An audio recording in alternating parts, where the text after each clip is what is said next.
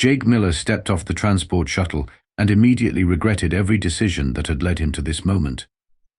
The Intergalactic Military Academy loomed before him like a metal mountain, its obsidian walls reflecting the light of 3 different suns. Around him, creatures that belonged in nightmares casually shouldered military packs and chatted in languages that sounded like industrial accidents. A 9-foot-tall reptilian with scales that looked like armor plating glanced down at Jake and snorted, producing a small cloud of sulphurous smoke. "Is that supposed to be the human?" it asked its companion, a crystalline being whose body refracted light into deadly-looking prismatic beams. "Pathetic," the crystal creature replied, its voice like wind chimes in a hurricane. "I heard they can't even regrow limbs. How did such a fragile species make it off their little mud ball?" Jake bit back his response and hefted his standard-issue duffel bag. At 6 feet tall and 170 pounds, he was easily the smallest recruit in sight. The orientation pamphlet had mentioned that humans were considered a Category 5 species, military parlance for barely adequate for cannon fodder. The Academy's main hall could have doubled as a spacecraft hangar. Hundreds of alien recruits filled the space, their varied anatomies creating a living museum of evolutionary overkill.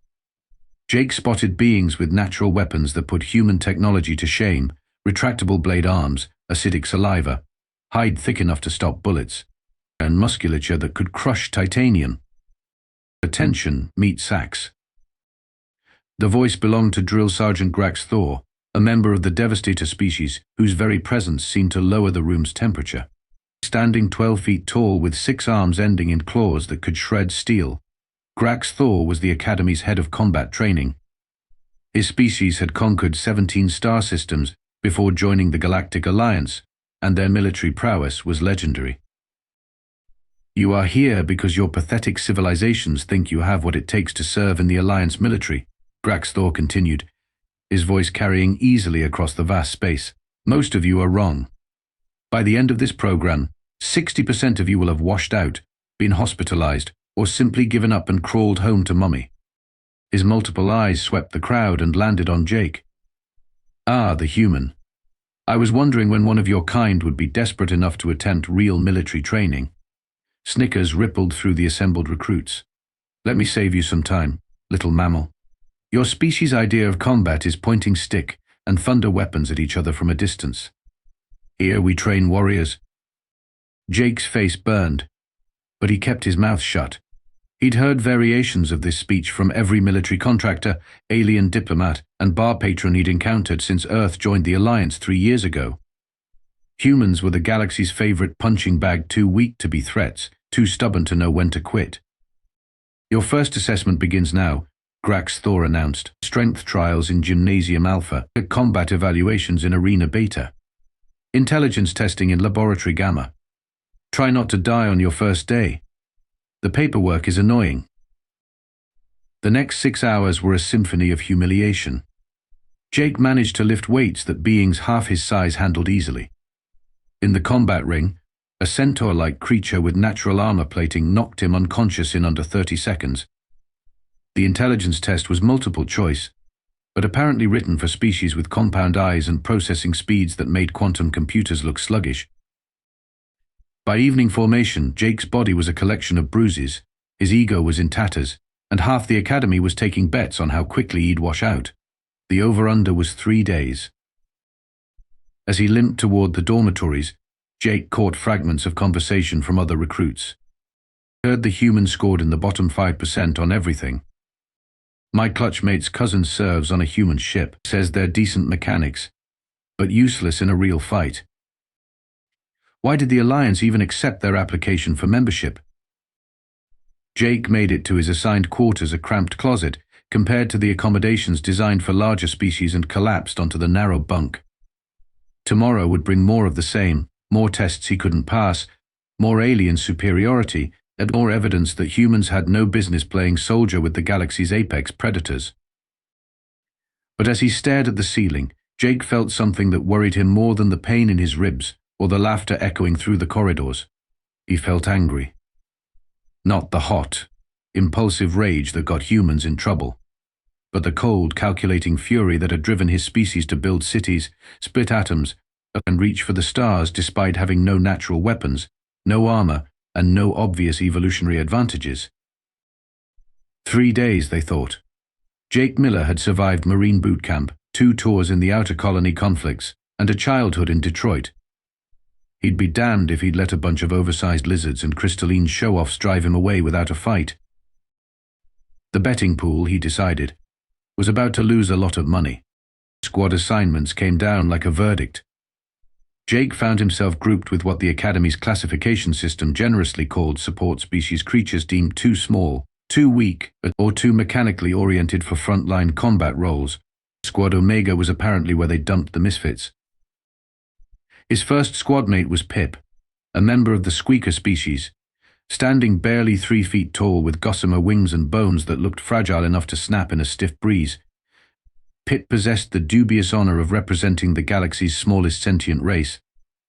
Her people were renowned for their ability to squeeze into tight spaces and their high-pitched voices that could shatter glass at the right frequency. "Don't feel bad about the squad assignment," Pip chirped, her voice like a piccolo having a nervous breakdown. "I've been in support categories my whole military career. Better food, less chance of death, and the bigger species tend to forget we exist."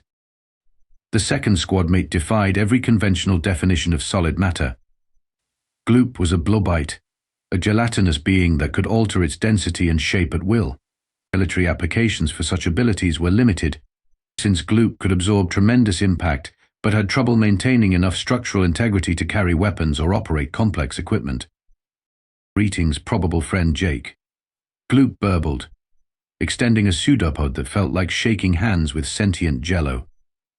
This unit expresses satisfaction at cohort assignment, despite probable doom of squad designation Omega. The final member of their quartet was Rust, a maintenance android whose original designation had been lost when his memory banks corrupted during a solar flare 3 decades ago. Too old for current military standards but too expensive to scrap, Rust had been relegated to academy training as a learning experience. His left arm sparked occasionally, and his voice modulator created random static bursts. "Query, are we expected to achieve BSD combat effectiveness with this configuration?" Rust asked, his optical sensors whirring as they focused on Jake. Analysis: probability of squad survival estimated at static 7%. Across the training yard, Squad Alpha performed formation drills with mechanical precision. Led by Zektar, a member of the apex predator dominator species, Alpha Squad represented everything the Academy valued. Zektar stood 8 feet tall, his naturally weaponized physiology including retractable claws, armored skin, and reflexes that made hummingbirds look sluggish. His squadmates were equally impressive, a granite crusher whose hide could deflect artillery shells, a void swimmer whose species had evolved in the vacuum of space, and a psychic lancer whose mental abilities could paralyze opponents at 50 meters. "Look at the support squad," Zektar's voice carried easily across the yard, designed by evolution to intimidate prey species. A broken robot, a puddle of goo, a flying insect, and a hairless ape. I've seen more threatening lunch menus.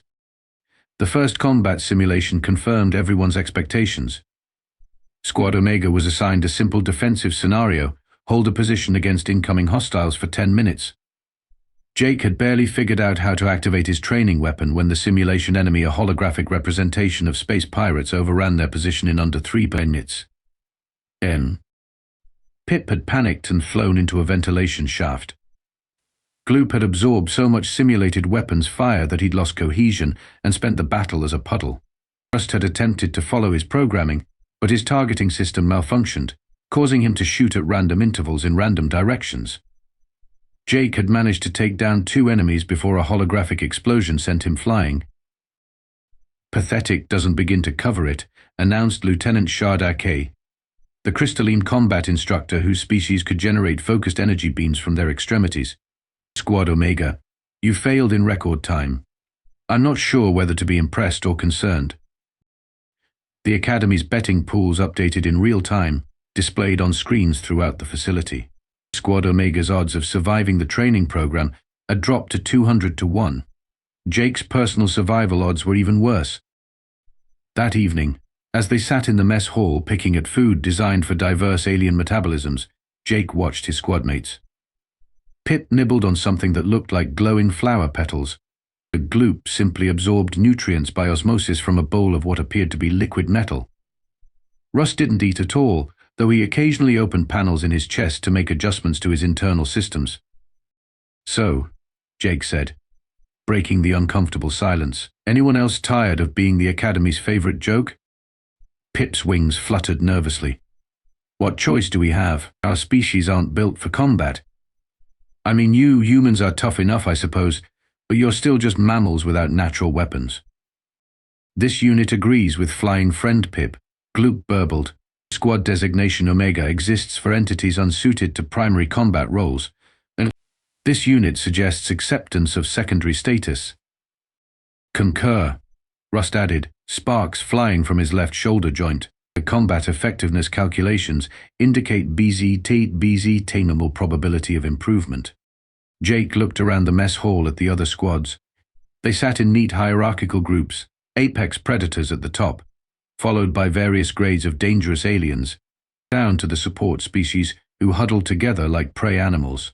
Everyone knew their place in the galactic food chain. But Jake had spent his whole life being underestimated.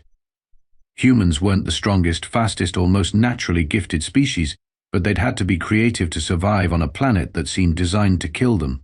Every advantage they'd gained had come from thinking differently, adapting faster, and refusing to accept limitations. "You know what?" Jake said, pushing away his barely edible protein paste. "I didn't come here to accept secondary status. I came here to learn how to fight aliens." He looked at each of his squadmates in turn. "And I'm sitting with three of the most interesting aliens I've ever met." Pip's compound eyes widened. Gloop's surface tension shifted in what might have been surprise. Rust's optical sensors focused with mechanical precision. "Tomorrow's simulation is urban combat," Jake continued. "Squad Alpha expects us to fail in under 5 minutes. I want to surprise them." For the first time since arriving at the Academy, Jake saw something other than resignation in his squadmates' expressions. Pip's wings buzzed with nervous energy. The Gloop's form solidified slightly. Rust's status lights flickered in what might have been the android equivalent of interest. "What did you have in mind?" Pip asked. Jake smiled, and for reasons he couldn't explain, his three alien squadmates suddenly looked worried. The betting pools, Jake thought, were about to get very interesting. Jake spent the next 3 days doing something no other cadet had bothered with. He studied his opponents. While other squads focused on physical training and weapons drills, Jake haunted the Academy's extensive databases, reading everything available about the various species' physiologies, psychological profiles, and evolutionary backgrounds. The research was enlightening in ways that had nothing to do with military tactics. Take the granite crushers, for example.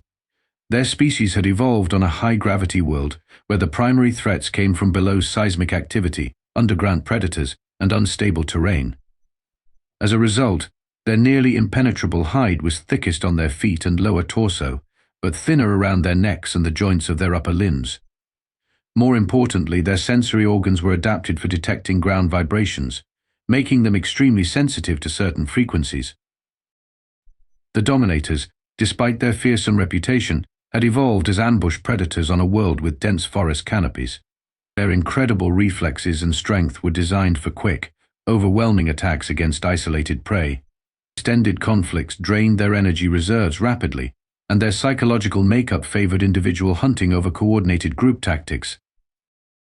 Even the seemingly invulnerable void swimmers had exploitable characteristics.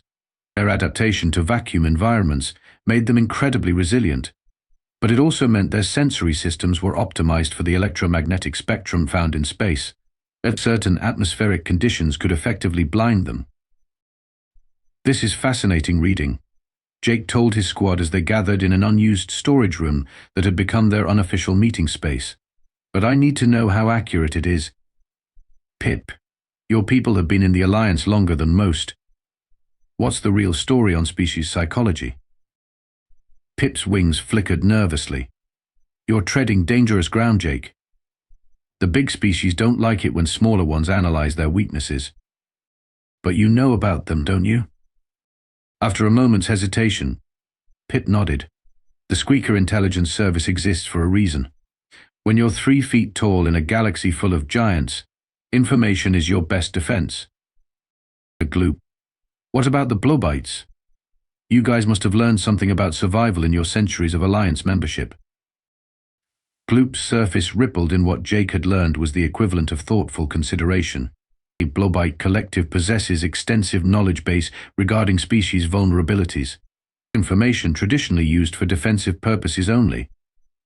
Clarification, Rust interjected, his voice box crackling. Android database contains complete physiological profiles for all known Alliance species.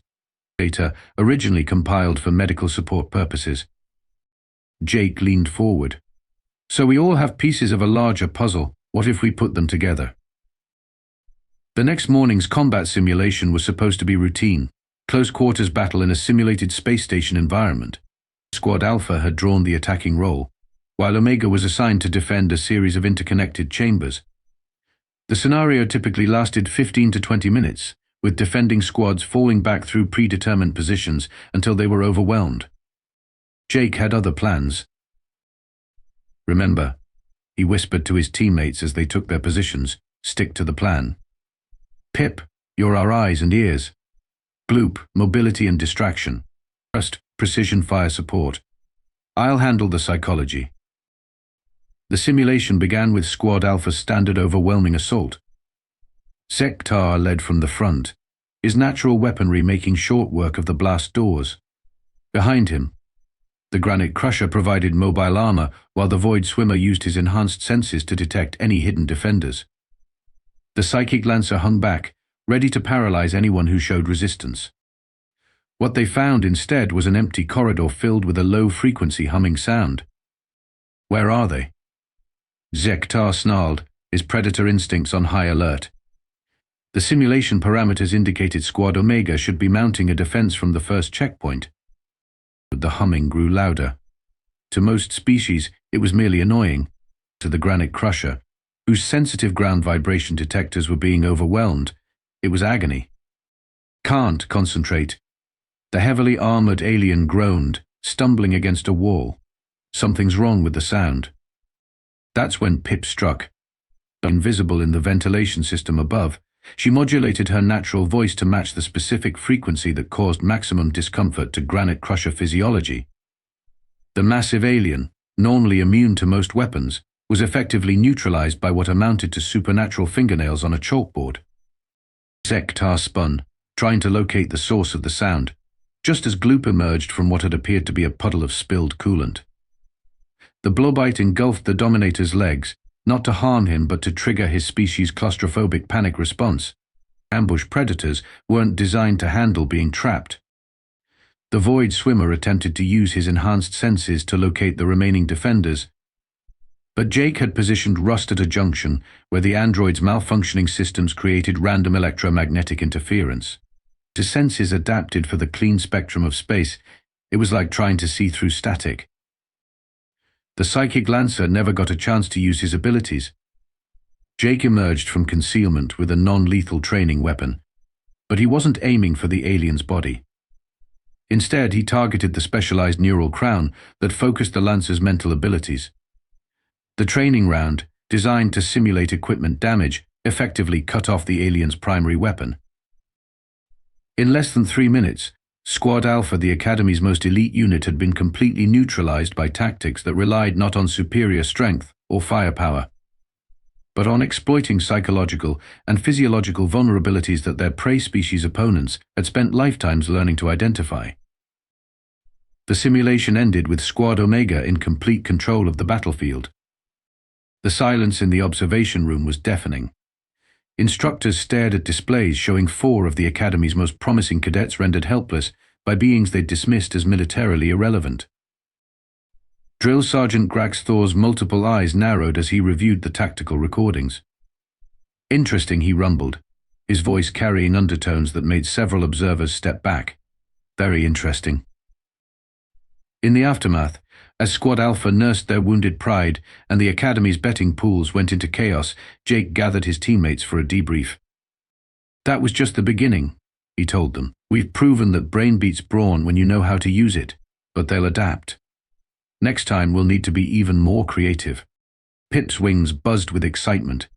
I never thought tactical thinking could be so effective. This unit expresses satisfaction with combat outcome, Gloop burbled, his form more solid and confident than Jake had ever seen it. Squad designation Omega appears to possess previously unknown capabilities. Analysis update, Rust announced, his voice crackling with what might have been satisfaction.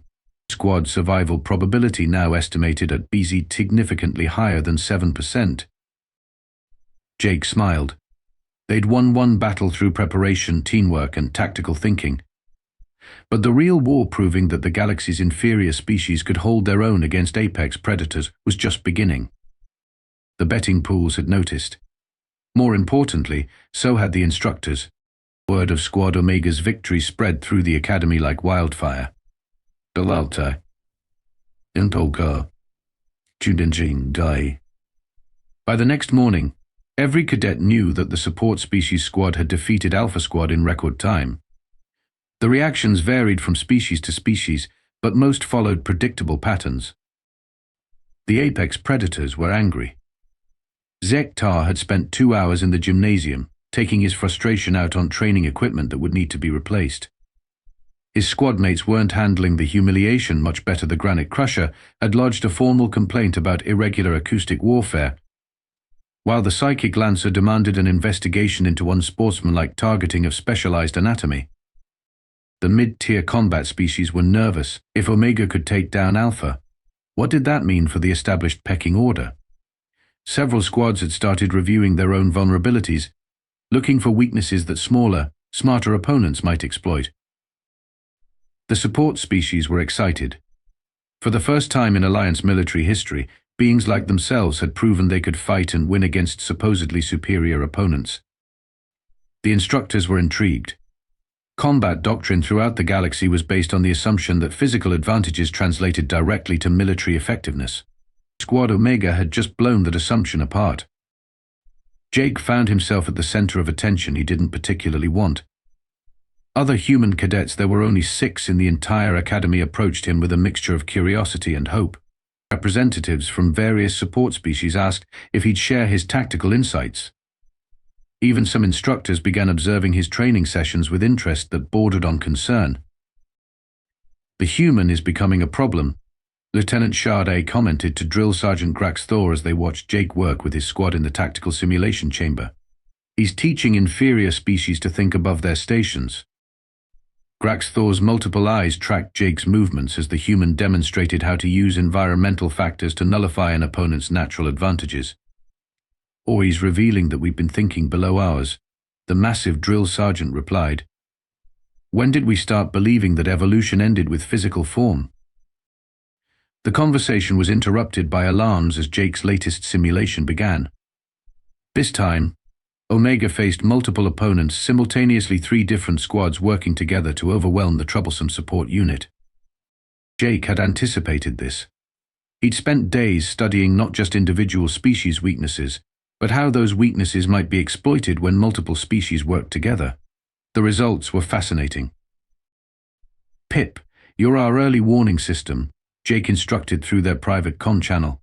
Use the ventilation system to stay mobile and call out positions.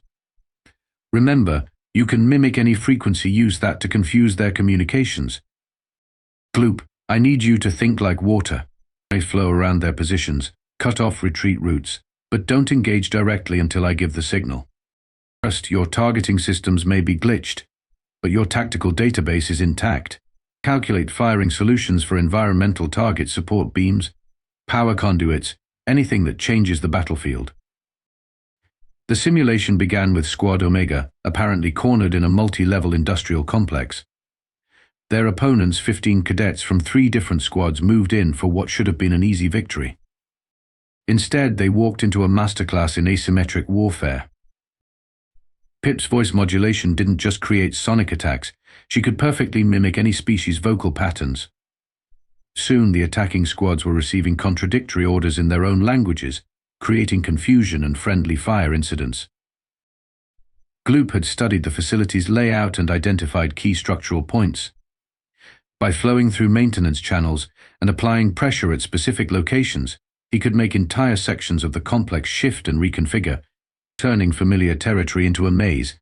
Trust's malfunctioning targeting system, when properly directed, could calculate ricochets and environmental effects within human precision. His random shots brought down support beams, triggered emergency bulkheads, and created choke points that channeled enemies into kill zones. Jake coordinated it all, using human pattern recognition and tactical flexibility to stay 3 steps ahead of opponents who were individually superior in every measurable way. The simulation ended with all 15 opposing cadets either eliminated or trapped, while Squad Omega remained combat effective. The silence in the observation room was even more profound than before. "Impossible," breathed Commander Vex High, the Academy's senior tactical instructor. 15-4 odds, and they didn't just win, they dominated. "How?" demanded Colonel Throne AK, whose species had built an empire based on superior military doctrine.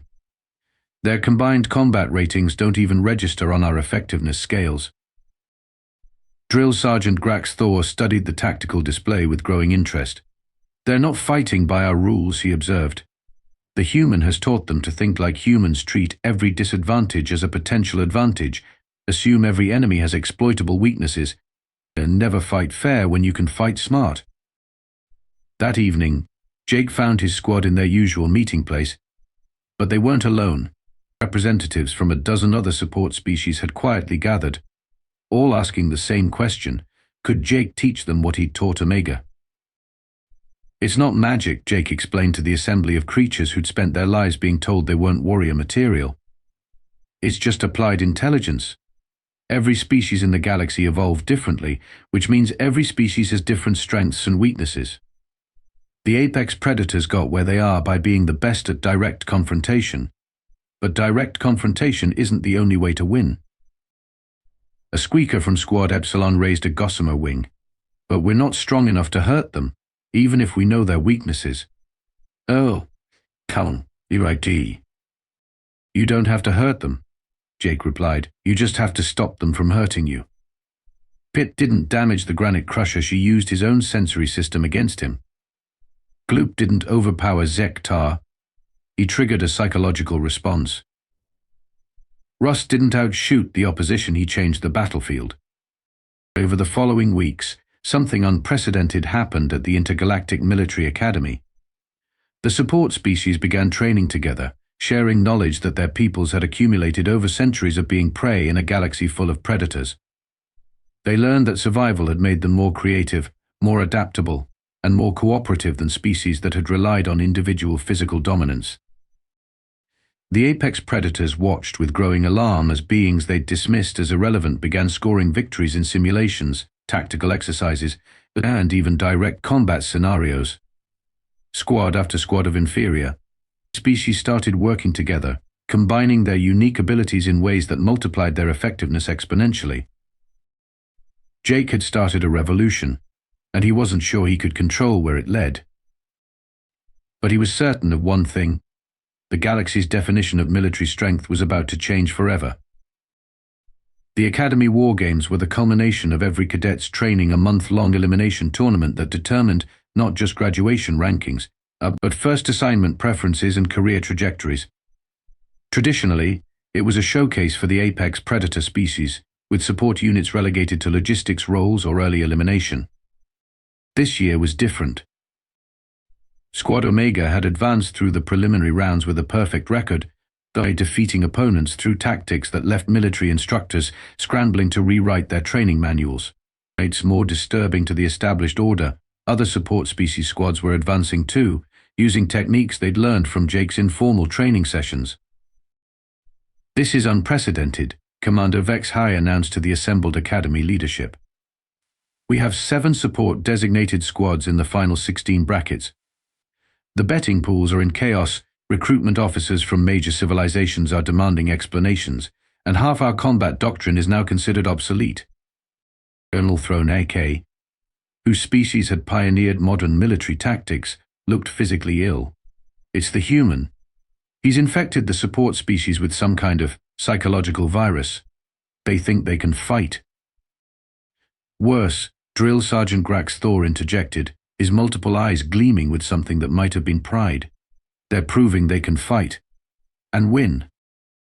The semi-final matchups had been carefully arranged to showcase traditional military excellence. Squad Alpha reformed and refocused after their earlier defeats faced Squad Gamma, led by a void swimmer whose species had never lost a military engagement. Squad Beta, composed entirely of psychic lancers, would battle Squad Delta's team of devastators. Squad Omega drew Squad Sigma 6 members of the Hive Mind Collective, beings who shared thoughts instantly and could coordinate with perfect precision. Finally, Zektar commented as the matchups were announced, they'll face opponents who can't be confused or misdirected.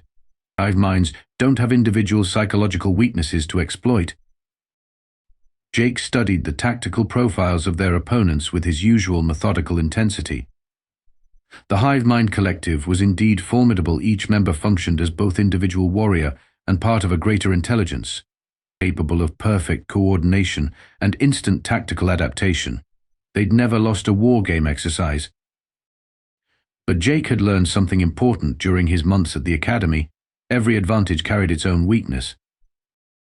They share consciousness, he explained to his squad as they prepared for the semi-final match.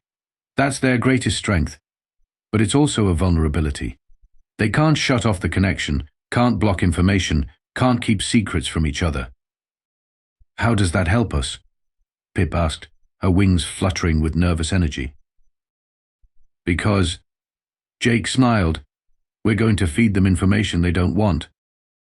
The semi-final took place in a simulated asteroid mining facility, a three-dimensional maze of tunnels, processing chambers, and zero-gravity sections.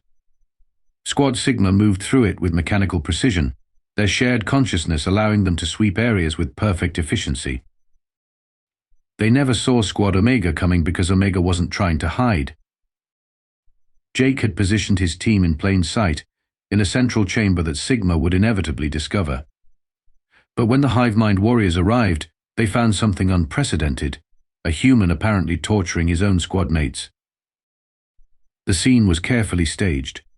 Pip appeared to be trapped in some kind of sonic torture device, her natural voice modulation equipment turned against her. Gloop seemed to be dissolving under intense heat, his gelatinous form breaking apart. Rust looked damaged beyond repair, sparks flying from multiple systems as Jake stood over him with what appeared to be a neural disruptor. The Hive Mind Collective prided itself on logical thinking, but they were still evolved beings with instinctive reactions to certain stimuli. The sight of apparent torture triggered emotional responses that flooded through their shared consciousness: horror, anger, protective instincts, and a desperate need to stop what they were witnessing. In that moment of emotional chaos, as 6 alien minds reeled from sympathetic distress, Squad Omega struck. The torture devices were actually sophisticated sound generators that Pip controlled perfectly, creating specific frequencies that disrupted Hive Mind neural connections. Gloop's apparent dissolution was actually careful positioning. He flowed through floor vents to emerge behind the distracted enemies. Rust's damage was tactical misdirection that allowed him to deploy specialized electromagnetic warfare systems. Jake coordinated the assault, using human psychology to predict how traumatic imagery would affect beings whose species had evolved complex social empathy mechanisms. Within minutes, Squad Sigma, the Academy's most coordinated fighting unit, was eliminated by opponents who'd turned their greatest strength into their fatal weakness. The other semi-final didn't go as expected either. Squad Alpha, despite their improvements, fell to Squad Gamma's void swimmers, but only after a brutal fight that left both squads exhausted and damaged. The final would be Squad Omega versus Squad Gamma support species against apex predators, with the entire Academy watching. Impossible odds, commented every military expert. Impossible victories, Jake replied when asked for comment. The night before the final match, as Jake sat in the Academy's observation deck, looking out at the stars, Drill Sergeant Grax Thor approached him. "You've changed everything, human," the massive devastator said, his voice uncharacteristically quiet. "Do you understand what you've done?" Jake considered the question. "I've taught some underdogs how to fight smarter instead of harder," You've proven that our entire military philosophy is flawed, Graxthor replied. For centuries, we've assumed that physical superiority equals combat effectiveness. You've shown us that intelligence, creativity, and adaptation can overcome any natural advantage.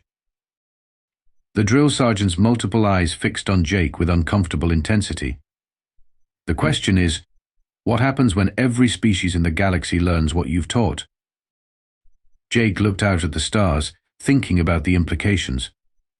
Earth had joined a galactic community where humans were considered barely adequate for military service. But Earth's history was built on creatures without natural weapons or armor who'd become the planet's dominant species through cooperation, tool use, and the ability to adapt to any environment. I guess, Jake said finally, everyone's going to have to get a lot smarter about how they fight. Tomorrow would determine whether Squad Omega could complete their impossible journey. But regardless of the outcome, Jake knew that he'd already changed the galaxy's understanding of what it meant to be a warrior. The betting pools had given up trying to calculate odds. For the first time in military history, nobody knew what would happen when the underdog species faced their final test. The final match of the Academy War Games drew observers from across the galaxy, military attaches, recruitment officers, and even civilian officials arrived to witness what many considered either the greatest upset in military history or the inevitable correction of a statistical anomaly. Squad Omega versus Squad Gamma. 4 support species against 4 void swimmers beings whose ancestors had conquered the vacuum of space itself and whose military record remained unblemished across 3 centuries of conflict. The battlefield was the Academy's most challenging simulation, a derelict space station orbiting a neutron star, with shifting gravitational fields, radiation hazards, and structural damage that made every surface potentially lethal. It was exactly the kind of environment where void swimmers thrived and support species were expected to die quickly. Jake studied the tactical parameters with an expression that had become familiar to his squad mates over the months of training. It was the look of a human who'd found a puzzle to solve. "They're going to expect us to avoid them," he said during the final briefing. "Their entire tactical doctrine is based on hunting in 3-dimensional space. They're faster, stronger, and better adapted to vacuum combat than any other species." "So, how do we win?" Pip asked, though her tone suggested she already trusted Jake to have an answer. "We don't fight them in space," Jake replied. "We make them fight us somewhere else." The simulation began with Squad Gamma doing exactly what their training dictated. They spread out through the station structure, using their natural vacuum adaptation and enhanced senses to locate and eliminate their opponents systematically. It was a tactic that had worked flawlessly for decades. Well, what they found instead was a space station that seemed to be falling apart around them. Rust had spent the first minutes of the simulation interfacing directly with the station's computer systems, using his decades of maintenance experience to understand exactly how the damaged structure was held together. By selectively triggering system failures and emergency responses, he was transforming the 3-dimensional hunting ground into something that resembled a terrestrial environment. The atmosphere began flooding certain sections as emergency life support activated. Artificial gravity fluctuated wildly, creating pockets where the void swimmer's vacuum-adapted physiology became a hindrance rather than an advantage. Bulkheads sealed randomly, turning open spaces into narrow corridors. Gloop had positioned himself throughout the station's fluid system's coolant lines, waste recycling, even the coffee dispensers. As the environment shifted from vacuum to atmosphere, he could move freely through any pipe or conduit, emerging wherever tactical necessity dictated. Pip used her small size and natural flight capability to navigate through areas that larger beings couldn't access, serving as both reconnaissance and communications relay. Her voice modulation abilities let her mimic the sounds of failing machinery, adding to the void swimmer's confusion as systems throughout the station seemed to malfunction in impossible ways. Jake coordinated it all, but more than that, he fought in a way that stunned the observers. While the void swimmers adapted to vacuum combat by becoming sleek and efficient, humans had adapted to persistence hunting across varied terrain. In the shifting, chaotic environment his team had created, Jake moved with an endurance and adaptability that turned every corner into a potential ambush point. The first void swimmer fell to what appeared to be a system malfunction, artificial gravity suddenly reversing in a corridor, slamming the warrior into what had been the ceiling. In reality, Rust had timed the reversal perfectly as Jake drove their opponent into position. The second encountered Gloop emerging from a waste recycling port at precisely the wrong moment. The impact alone wouldn't have been fatal, but in the confined space with fluctuating atmosphere, the void swimmer's vacuum-adapted respiratory system couldn't adjust quickly enough. The third and fourth fought brilliantly, adapting to the changing conditions with the skill that had made their species legendary. But they were fighting four opponents who had spent months learning to think as a single organism, in an environment that changed every few seconds according to their will. When the simulation ended, Squad Omega stood victorious in what the tactical computers declared to be the most unconventional engagement in Academy history. The silence from the observation deck stretched for nearly a full minute before the first slow clap began. It came from Admiral Voss, the void swimmer who served as the Academy's Director of Strategic Studies. 37 years, she said as the applause built around her. 37 years I've been teaching tactical doctrine, and I've never seen anything like that. She looked directly at Jake. You didn't just beat them, you changed the fundamental nature of the battlefield itself. Later, during the graduation ceremony, Squad Omega received commendations that surprised no one by that point. But the real surprise came during the assignment announcements. Normally, Admiral Chen explained to the assembled graduates, new officers are assigned to established units for training and integration. However, certain circumstances require a different approach. Jake felt his stomach drop. This was where they got separated, assigned to different ships and different missions across the galaxy. Squad Omega will be assigned as a unit to the exploration vessel Harmony's Edge, under the command of Captain Sarah Martinez. Your mission will be to investigate anomalous readings from the Kepler Voida region, where several survey expeditions have encountered unusual phenomena. As the implications sank in, Pip's excited chirp echoed through the auditorium. We get to stay together and explore weird space mysteries. More than that, Admiral Chen continued with something that might have been a smile. You'll be working directly with the Galactic Exploration Council. It seems they have a particular interest in teams that can find unconventional solutions to impossible problems. Rust's optical sensors flickered in what his friends had learned was his version of excitement. New systems to understand. New maintenance challenges. This will be satisfactory. Gloop rippled with colors that conveyed pure joy, while Jake found himself grinning despite his attempts at military composure. As they stood together on the Academy steps after the ceremony, looking up at the stars that would soon be their workplace, Jake realized that what had started as four misfits thrown together by bureaucratic oversight had become something unprecedented in galactic military history. So, Pip said, hovering at eye level with her friends, think there's actually weird stuff out there in the Kepler void. Jake looked at his team, a geriatric maintenance droid, a sentient blob, and a tiny flying creature who could imitate any sound in the universe, and considered their first assignment to investigate space anomalies too strange for conventional military analysis. Pip, he said, I think we're about to find out that the galaxy is a lot weirder than any of us imagined. Above them, the stars seemed to twinkle with anticipation, as if the universe itself was eager to see what this unlikely team would discover next. To be continued in the Kepler Void Mysteries. Epilogue: The Real War Games. 6 months later, Admiral Chen received a priority transmission from the Harmony's Edge. Squad Omega had made first contact with a previously unknown form of crystalline intelligence that communicated through gravitational wave fluctuations. The beings had initially been hostile until Jake's team convinced them that they were explorers, not conquerors, by solving a mathematical puzzle that had stumped xenobiologists for centuries. The Admiral looked at the report, then at the commendation requests that seemed to arrive weekly from Squad Omega's sector. She thought about her conversation with the human instructor months ago, about potential and unconventional thinking. Perhaps the real war games weren't about combat at all. Perhaps they were about preparing for a universe so vast and strange that only the most adaptable minds could hope to navigate it. She approved the commendations and marked Squad Omega's files for accelerated advancement track.